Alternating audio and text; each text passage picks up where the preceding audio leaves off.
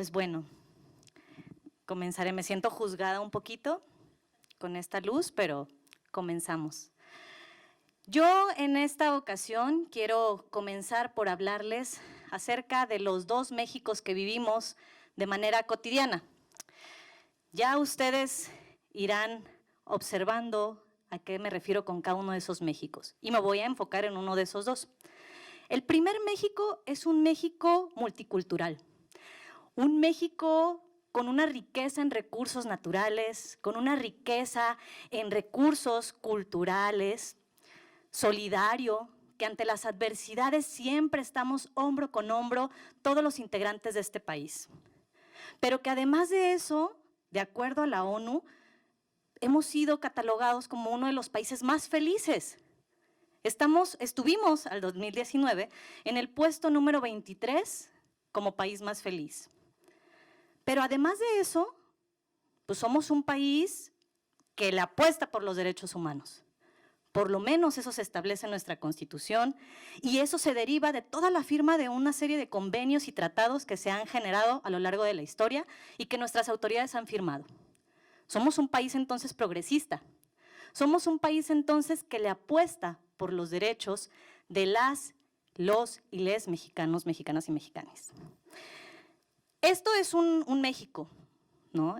O uno de los Méxicos que referimos.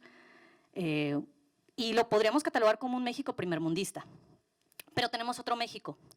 Un México que en América Latina está ocupando uno de los espacios principales en desigualdad, donde el 10% de la población en nuestro país concentra el 59% de la riqueza, donde el 70% de nosotros como habitantes y nosotras como habitantes estamos con esta inquietud y con esta incertidumbre y con esta molestia porque las autoridades solamente hacen sus funciones en pro de un pequeño sector y no de una colectividad como debería de ser.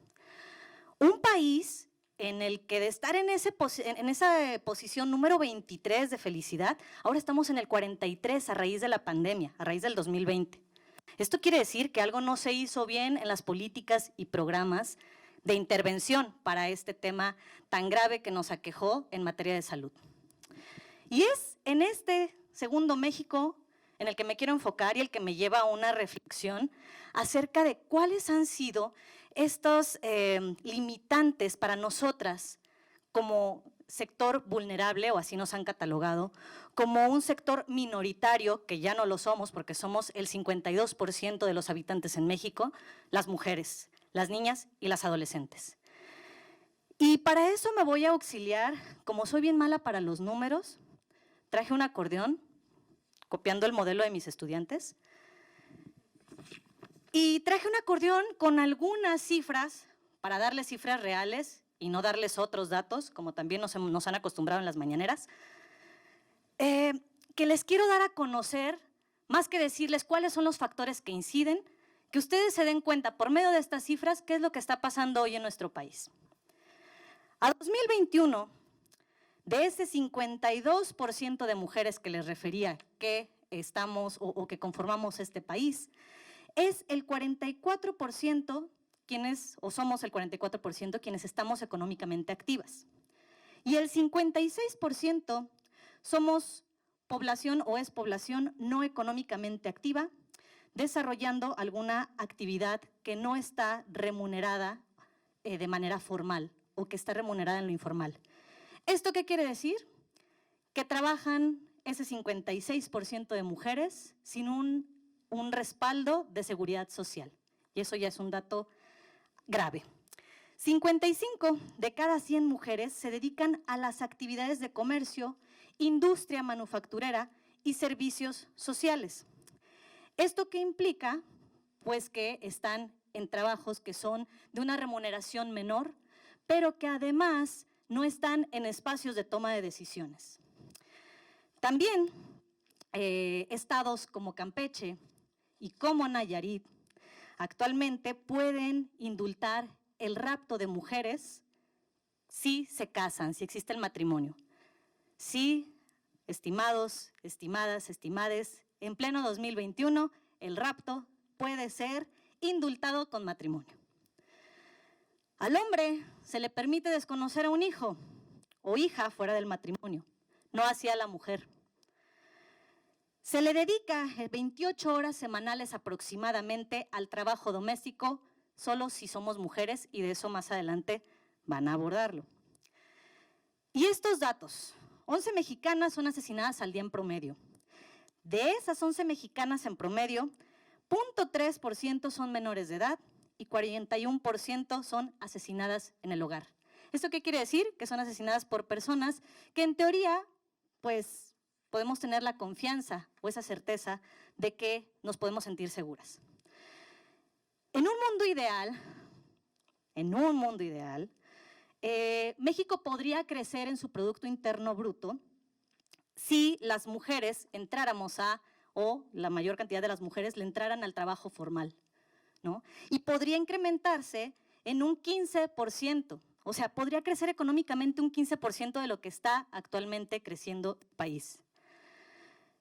Y bueno, el matrimonio y el trabajo infantil aumentaron en 2020 respecto al 2010. Hoy, 6 de cada 1000 niñas de 12 a 14 años se han unido o casado y 122 de cada 1000 niños y niñas trabajan. Estas son algunas de las cifras que, insisto, yo no quería como decirles, estos son los factores que intervienen y darles un concepto acerca de cada uno de estos factores. Lo que a mí me interesa es que ustedes observen cómo hoy en día, con todos los avances que podemos referir que existen, todavía hay una gran desigualdad. Todavía una gran desigualdad en el ejercicio de nuestros derechos.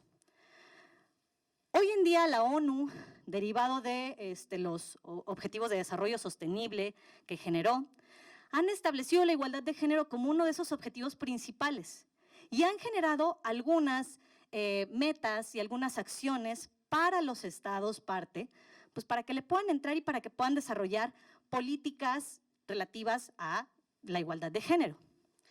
La realidad es que, como les comentaba, en el escenario 1 del país, pues sí, nos hemos sumado a un montón de tratados, a un montón de convenios.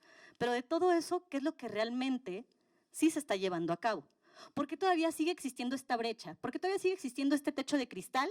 Y más aún, de acuerdo a lo que refiere la autora Viri Ríos, una resbaladilla de cristal. Nos cuesta tanto trabajo llegar a acceder a esos derechos, pero se nos van también así, en un 2x3. Una pandemia simplemente pudo terminar o por lo menos difuminar todos los derechos que durante muchos años a mujeres hoy en día y a mujeres que estuvieron antes nos ha costado y nos cuesta el acceder.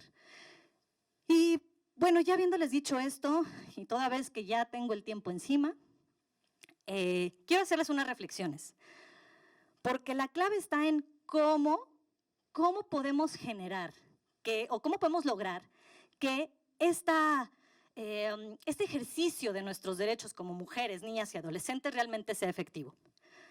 Número 1, conocer cuáles son nuestros derechos. No podemos ejercerlos y exigirlos si antes no los conocemos. Entonces eso es muy importante y en nuestro país hay un gran sesgo de información respecto a nuestros derechos. Número 2, acceder, mejor dicho, a los mecanismos que ya se han establecido, a los mecanismos que ya están creados en nuestro Estado para acceder a esos derechos. Y el alzar la voz para hacer efectivos los mismos, ¿no? El ir a estas instancias, el acudir a estos mecanismos, el denunciar cuando veamos que se nos están violentando nuestros derechos. Y número 3, y lo que me parece más importante, es seguir alzando la voz. Que en ningún momento siga siendo el silencio esa comodidad para las personas. Que en ningún momento nuestro silencio siga siendo este confort para aquellos que se han dedicado a estar violentando los derechos de mujeres, niñas y adolescentes. Es momento de alzar la voz y de permanecer alzando la voz para que nuestros derechos realmente sean derechos efectivos. Muchas gracias.